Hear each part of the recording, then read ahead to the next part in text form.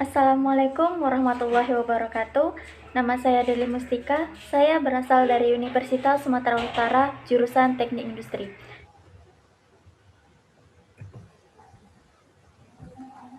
Baiklah, langsung saja kita masuk kepada pengukuran dan penilaian kinerja keuangan.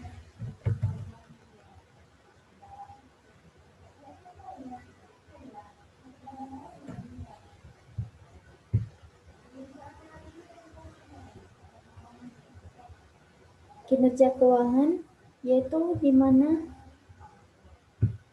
suatu gambaran kondisi keuangan perusahaan pada suatu periode tertentu, baik menyangkut aspek penghimpunan dana maupun penyaluran dana, yang biasanya itu diukur dengan indikator kecukupan modal, likuiditas, dan probabilitas. Kinerja keuangan perusahaan ini merupakan presentasi yang dicapai perusahaan dalam suatu periode tertentu yang mencerminkan tingkat kesehatan perusahaan tersebut. Adapun dari tujuan pengukuran kinerja keuangan perusahaan ada 4, yaitu yang pertama mengetahui tingkat likuiditas, di mana menunjukkan kemampuan suatu perusahaan untuk memenuhi kewajiban keuangan yang harus segera diselesaikan pada saat ditagih. Yang kedua itu ada mengetahui tingkat solvabilitas, di mana menunjukkan kemampuan perusahaan untuk memenuhi kewajiban keuangannya apabila perusahaan tersebut dilikuiditasi, baik keuangan jangka pendek maupun jangka panjang. Selanjutnya yang ketiga yaitu mengetahui tingkat rentabilitas, yang sering juga disebut dengan probabilitas, menunjukkan kemampuan perusahaan untuk menghasilkan laba selama periode tertentu. Selanjutnya itu yang keempat adalah mengetahui tingkat solvabilitas, di mana ini menunjukkan kemampuan perusahaan untuk melakukan usahanya dengan stabil, yang diukur dengan mempertimbangkan kemampuan perusahaan untuk membayar hutang-hutangnya serta membayar beban bunga atas hutang-hutangnya tepat pada waktunya. Di sini ada jenis-jenis rasio keuangan. Yang pertama ada rasio probabilitas, yang meliputi antara lain adalah margin laba kotor, yang di sini juga membandingkan laba kotor dengan penjualan. Semakin besar presentasi dan rasionya, artinya semakin baik kondisi keuangan perusahaan. Dengan rumus yaitu laba kotor dibagi dengan penjualan.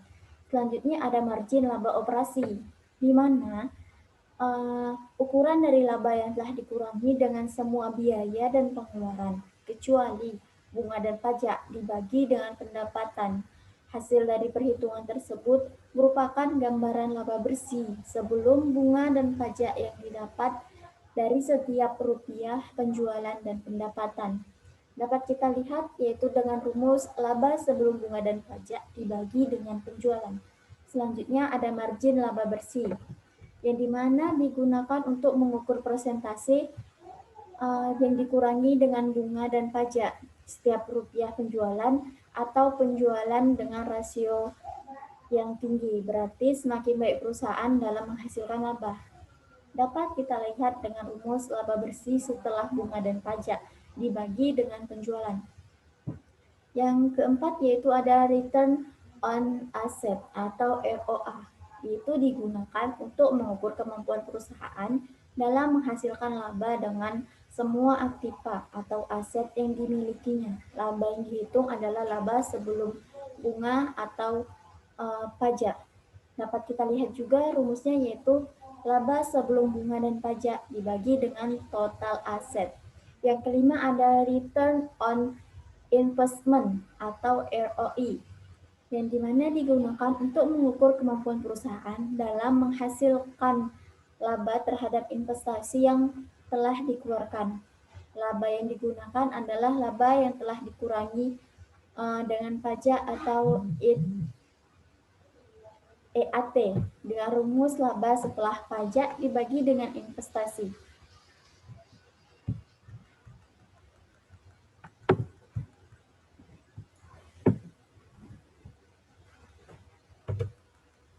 Selanjutnya itu yang kedua dari jenis-jenisnya tadi ada rasio likuiditas.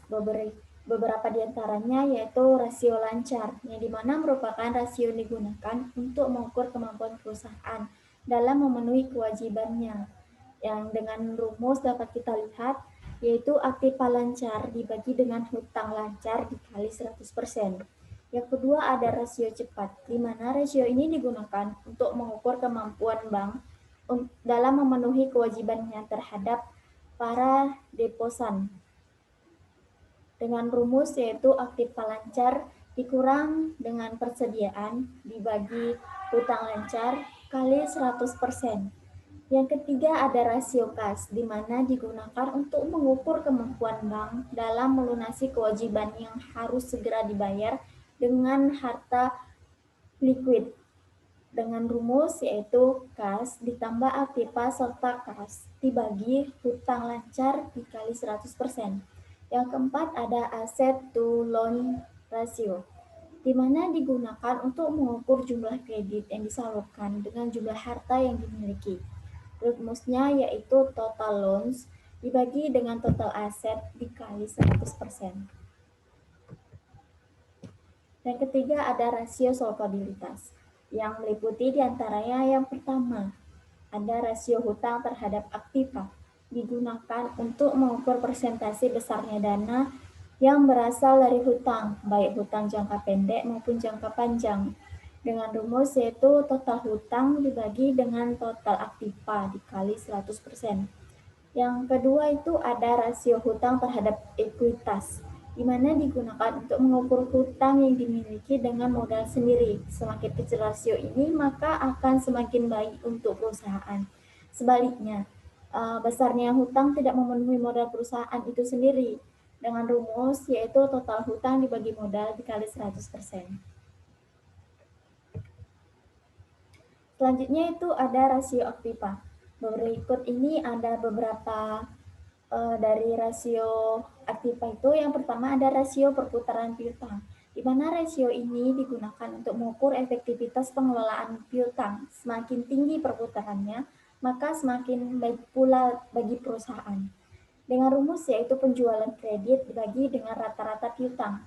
Yang kedua ada rasio perputaran persediaan, di mana rasio ini digunakan untuk menggambarkan likuiditas perusahaan. Semakin tinggi rasio perputaran persediaan, maka semakin baik pula pengelolaan persediaan dengan rumus yaitu harga pokok penjualan dibagi dengan persediaan. Yang ketiga itu ada rasio perputaran aktiva tetap, di mana rasio ini digunakan untuk melihat sejauh mana perusahaan dapat menghasilkan penjualan dengan aktiva tetap yang dimiliki. Rumusnya itu dapat kita lihat dalam slide, yaitu dengan penjualan dibagi dengan aktiva tetap. Yang keempat itu ada rasio perputaran total aktiva, di mana hampir sama dengan rasio perputaran aktiva tetap.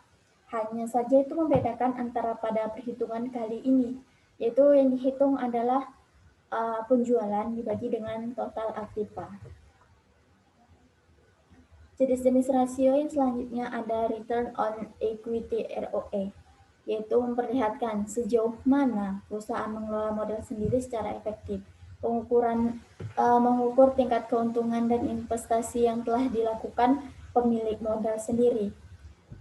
Rumusnya itu dapat kita lihat dengan laba bersih setelah pajak dibagi dengan modal total dari modal pemilik atau pemegang saham dikali 100%.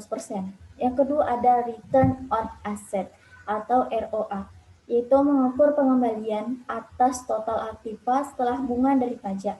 Hasil pengembalian total aktiva menunjukkan kinerja keuangan dan menggunakan aktiva perusahaan untuk menghasilkan laba.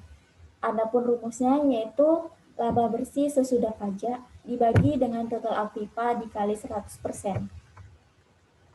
Jenis rasio yang ketiga yaitu ada net profit margin atau NPM, di mana merupakan keuntungan penjualan setelah menghitung seluruh biaya dan pajak penghasilan dengan penjualan, yaitu dengan rumus laba bersih dibagi penjualan bersih dikali 100%. EPA ini positif menunjukkan bahwa manajemen perusahaan berhasil meningkatkan nilai perusahaan bagi pemilik perusahaan sesuai dengan tujuan manajemen keuangan dalam memaksimumkan nilai perusahaan. Adapun tolak ukur dari EPA yaitu apabila EPA lebih kecil dari 0, nilai EPA itu positif, menunjukkan telah terjadi proses nilai tambah pada perusahaan. Berarti ada nilai tambah ekonomi setelah perusahaan membayarkan semua kewajiban pada para penyandang dana atau kreditur sesuai ekspektasinya.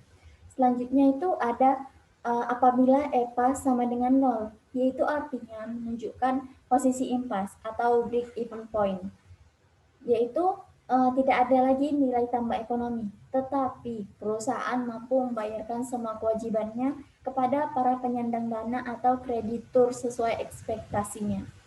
Selanjutnya, apabila EPA lebih kecil daripada 0, nilai EPA negatif dan menunjukkan tidak terjadi proses nilai tambah. Berarti perusahaan tidak mampu membayarkan kewajibannya kepada para penyandang dana atau kreditur sebagaimana nilai yang diharapkan.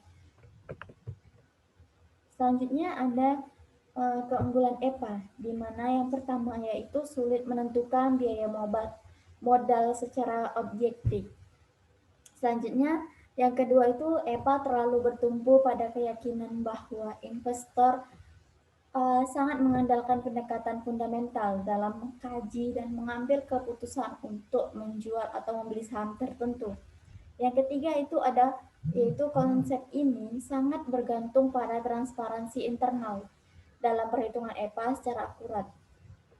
Dalam kenyataannya seringkali perusahaan kurang transparan dalam mengemukakan kondisi internalnya.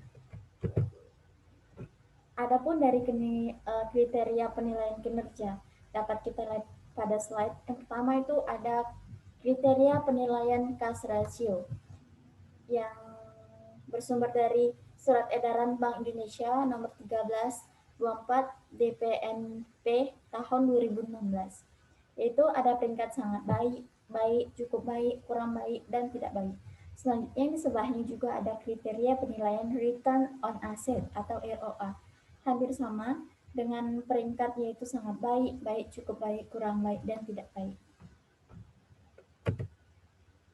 Selanjutnya ada kriteria penilaian Return on Equity ROE, yaitu dengan ROE lebih besar dari 23% itu artinya sangat baik. Yang ROE ini lebih besar daripada 18%, namun lebih kecil sama dengan 23%, itu artinya sangat baik.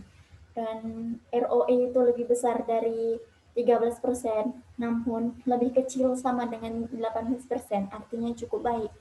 Untuk ROE lebih besar dari 8% dan lebih kecil sama dengan 13%, artinya kurang baik. Dan ROE lebih kecil sama dengan 8%, artinya tidak baik. Selanjutnya yaitu kriteria penilaian loan to deposit ratio atau LDR, di mana kriteria ini dapat kita lihat. Yang pertama yaitu rasio lebih besar dari 50% dan lebih kecil sama dengan 75%, artinya memiliki peringkat sangat baik.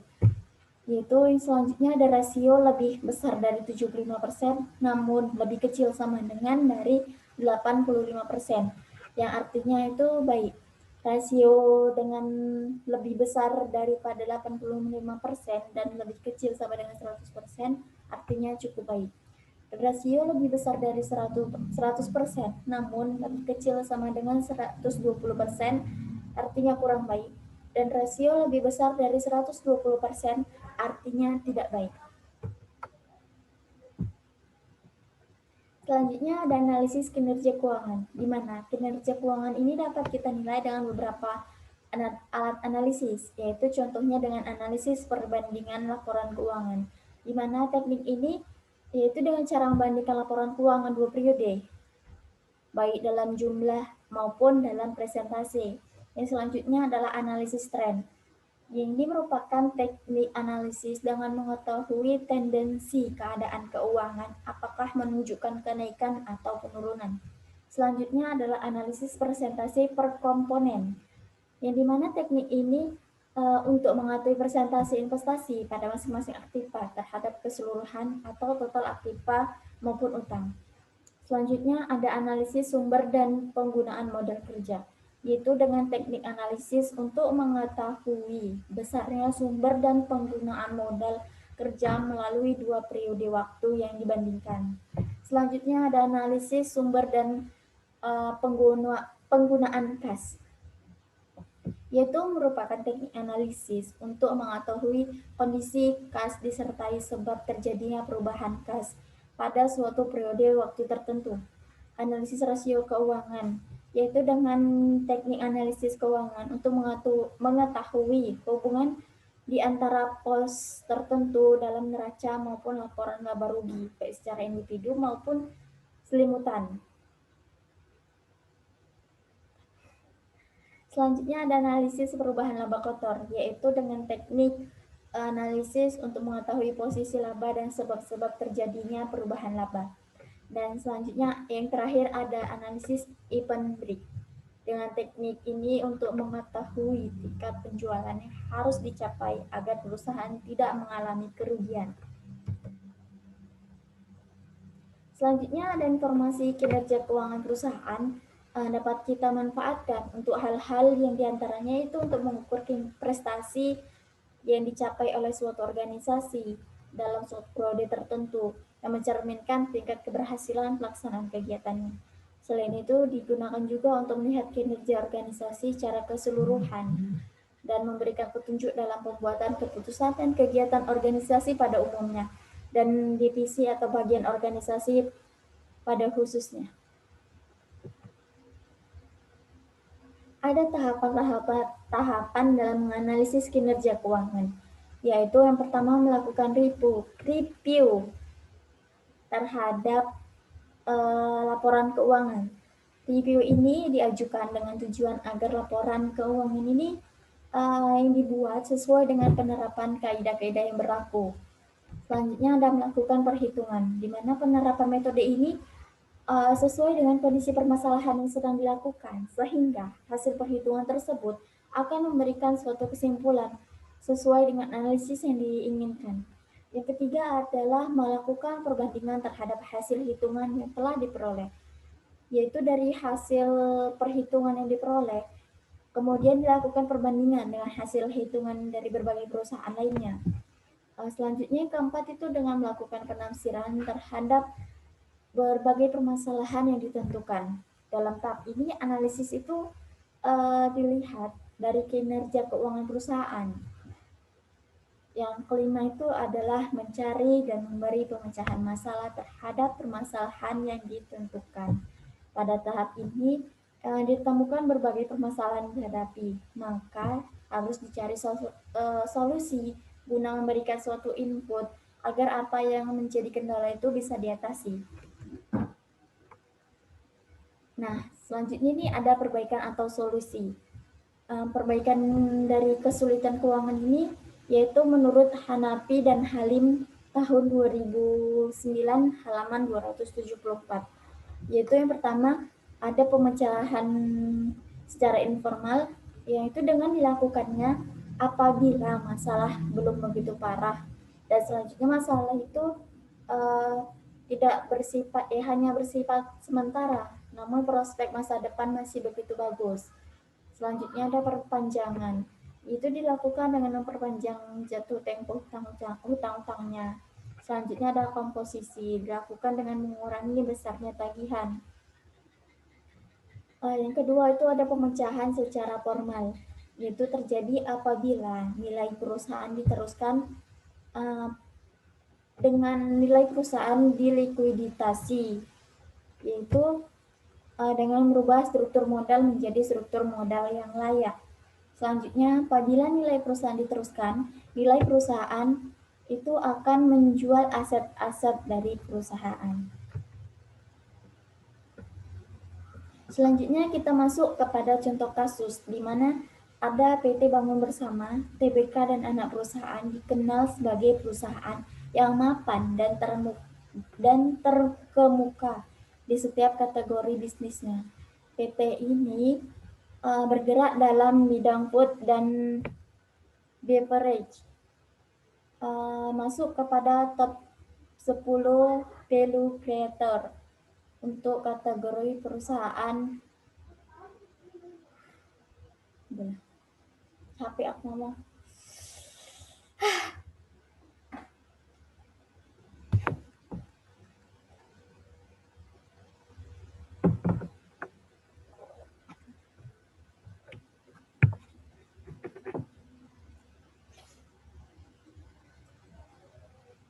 Hmm.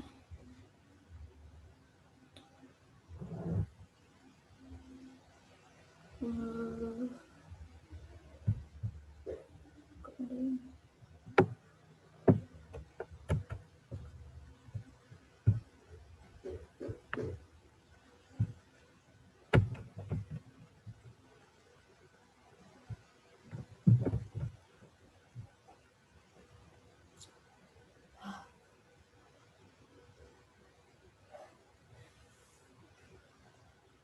Selanjutnya kita masuk kepada contoh kasus, yaitu di sini ada PT Bangun Bersama, TBK dan anak perusahaan dikenal sebagai perusahaan yang mapan dan terkemuka di setiap kategori bisnisnya.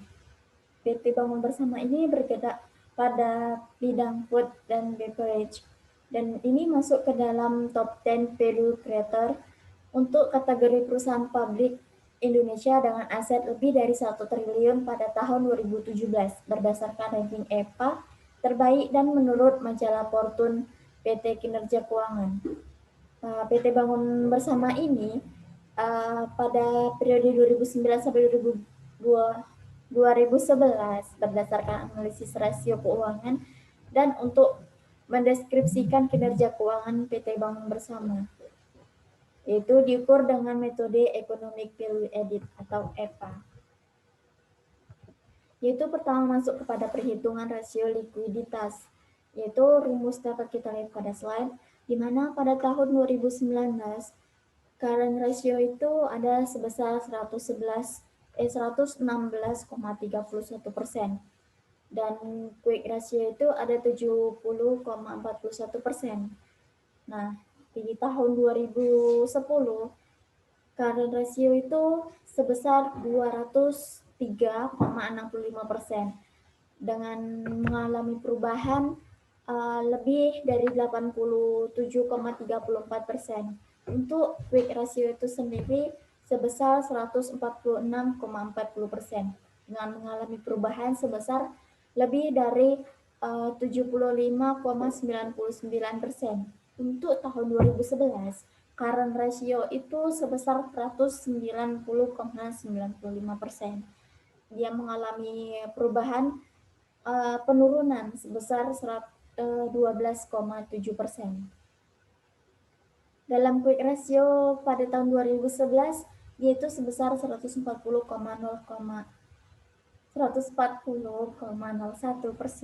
di mana mengurangi penurunan sebesar 6,39%. Dari perhitungan keuangan PT Bangun Bersama ini, selama 3 tahun, current ratio perubahan cenderung berfluktuasi pada tahun 2010 dan mengalami quick ratio itu mengalami penurunan pada tahun 2011 yaitu sebesar 6,39%.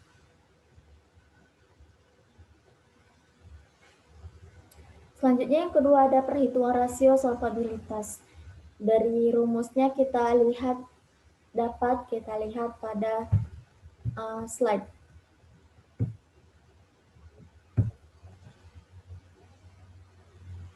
Di mana dari debt ratio perusahaan ini mengalami penurunan pada tahun 2011 yaitu sebesar 6,42%.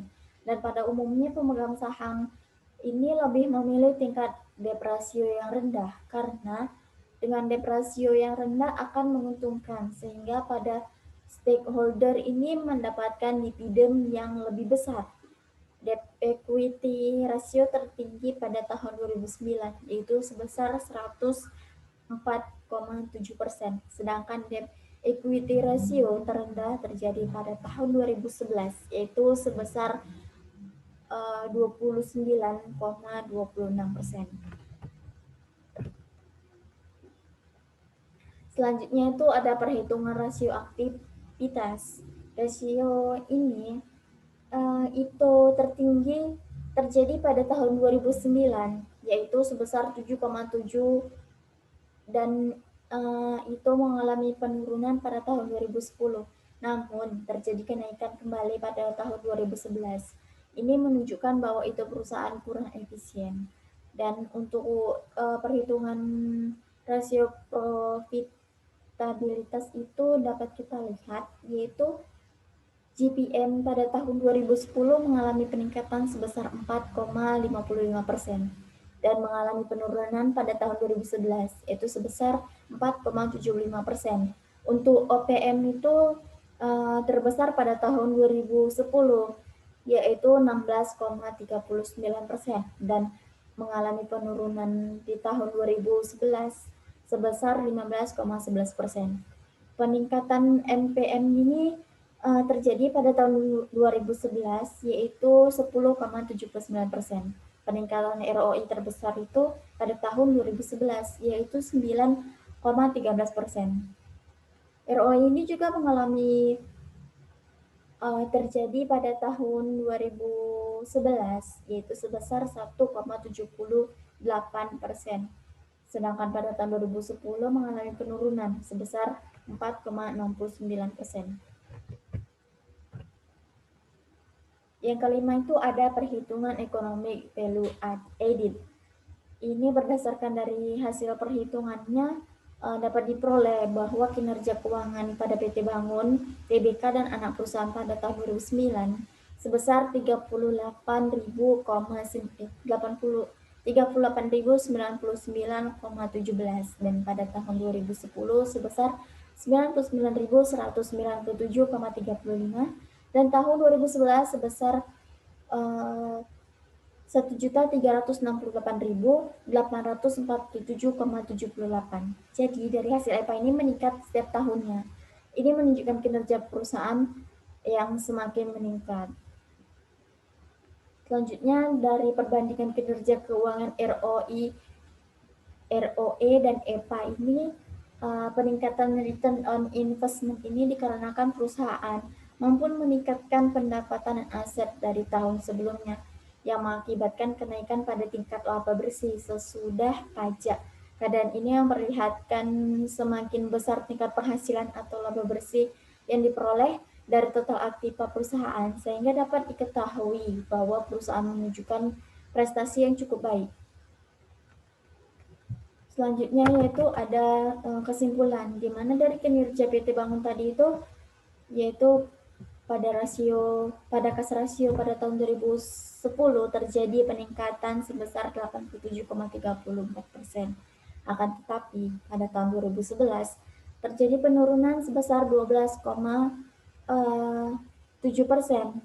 Dari quick rasio perusahaan mengalami penurunan pada tahun 2011 yaitu sebesar 6,39%. Dan pada tahun 2010 terjadi peningkatan sebesar 75,99%. Kesimpulan selanjutnya yaitu dapat kita simpulkan dari pengukuran kinerja keuangan ini daripada suatu perusahaan dapat dilakukan dengan memperhitungkan rasio keuangan. Rasio keuangan itu sendiri terdiri dari rasio likuiditas, solvabilitas, rasio aktivitas. Secara keseluruhan itu dengan menggunakan perhitungan rasio keuangan dan dapat diperoleh informasi bahwa kinerja keuangan perusahaan mengalami fluktuasi selama 3 tahun.